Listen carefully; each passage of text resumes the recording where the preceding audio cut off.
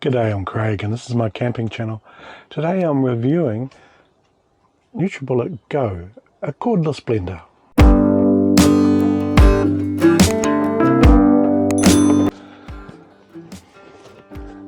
I bought the NutriBullet GO from Lemmings. I was looking for a blender I could use in the campervan. I only have 12 volt in the campervan, so that was the main prerequisite I had. And there aren't very many options out there.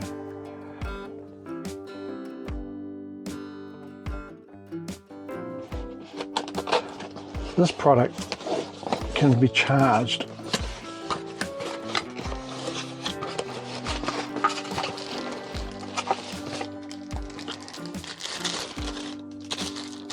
by USB-C. And once charged can do 20 blends.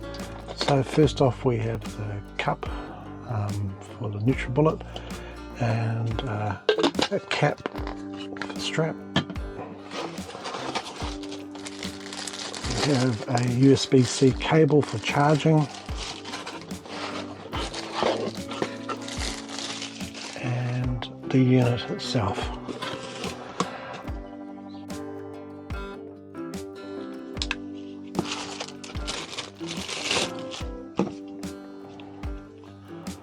USB-C will plug in here and then plug into a USB port for charging. It comes with a cover for the blades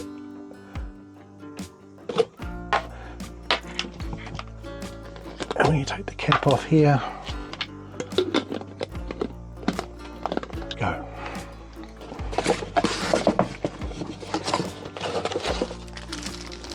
We also have instructions, user guide,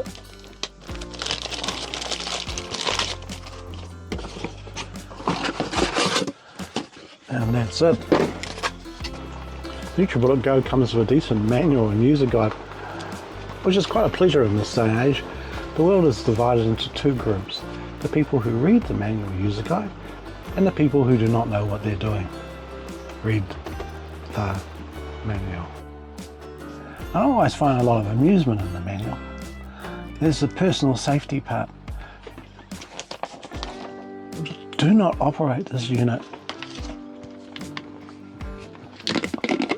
without the cup.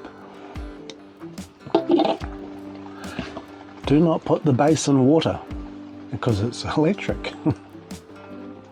Well, here's a good one. Blades are sharp.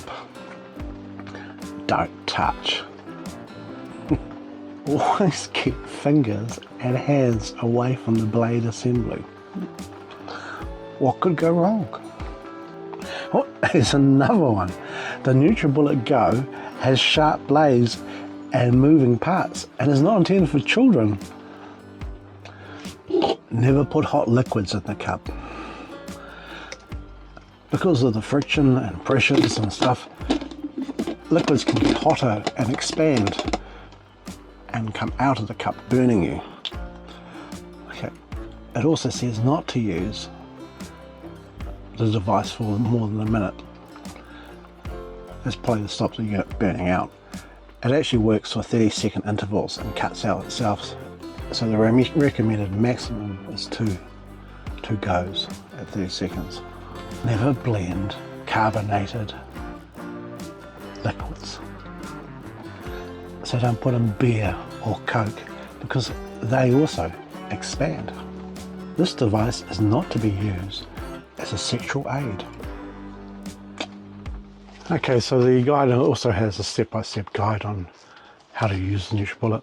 So I bought it mostly because I'm taking protein shakes, and it is very good for protein shakes.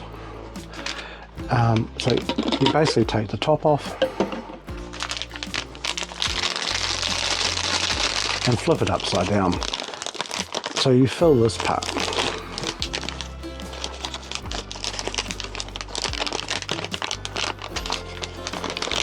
Now, they say to always, when you're filling this, leave space at the top of the cup.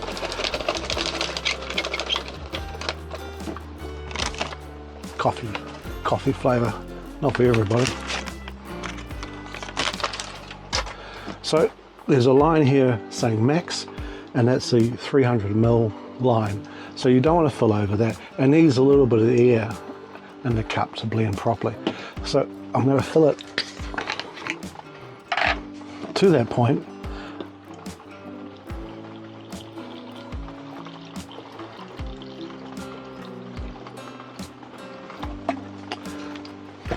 And I found that when I've been making these shakes that the powder always sticks to the side, and I have to give it a quick stir, which somewhat defeats the purpose of the blender, but just to move all the powder into the water and off the sides of the glass.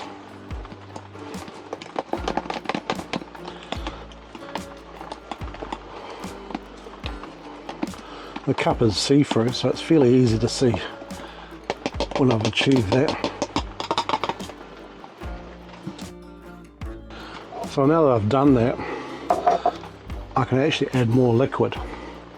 So I'm going to top it up to the line again.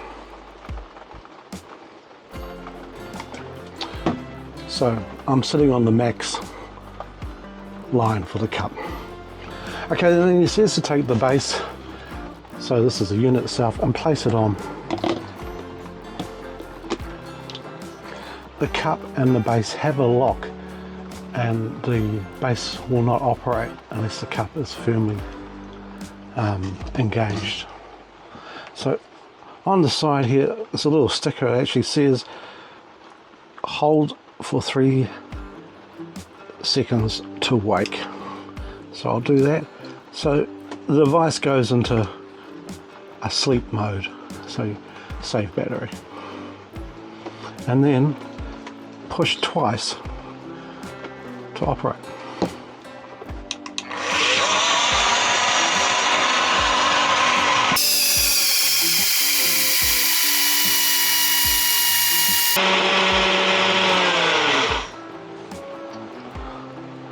And if you look at it, it does look like it's fairly well mixed, but I've been doing it twice. So I have to take it out of sleep mode again and then press twice.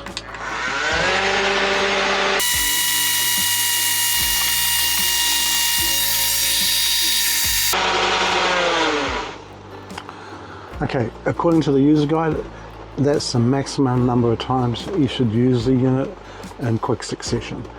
I found in practice I can do another shake within a minute or two. The unit hasn't got hot at all.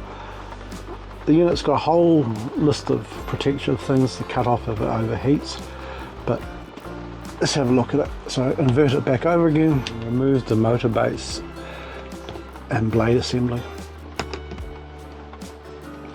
I don't know if you can see on the camera, but it is mixed quite well.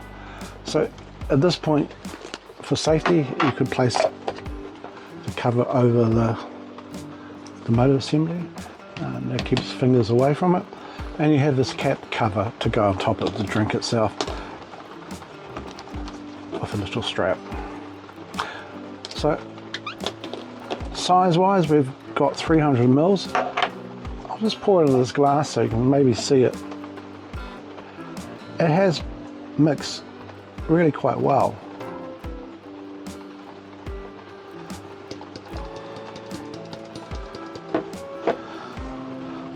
What you have to take this for is a personal blender. It's not going to do industrial large scale work. You know, it can't do ice, as they say, so it's not going to be making you frozen milkshakes or cocktails or anything like that. It probably is best for what I'm using it for, which is protein shakes. However, the guide has recipes for creamy strawberry banana smoothies, so it can do strawberry and banana. A banana protein smoothie, so banana again. A blueberry vanilla smoothie, so blueberries are probably okay, and different types of milk. Or it says it can do avocado. So if you use it for soft fruit and protein powders, it's going to meet your needs. Anything else is beyond its capability. So when I bought this, I thought, yep, it's great. I quite like it. I'd like another cup, because then I could make a shake for my wife. But when I went to the store and online, there are absolutely nil accessories you can buy for the NutriBullet Go. And in the end, I bought a second NutriBullet Go because at $49 it was the easiest way to get the cup. So cheers, enjoy your protein shakes.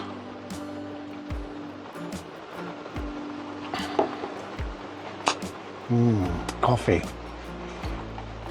not so good.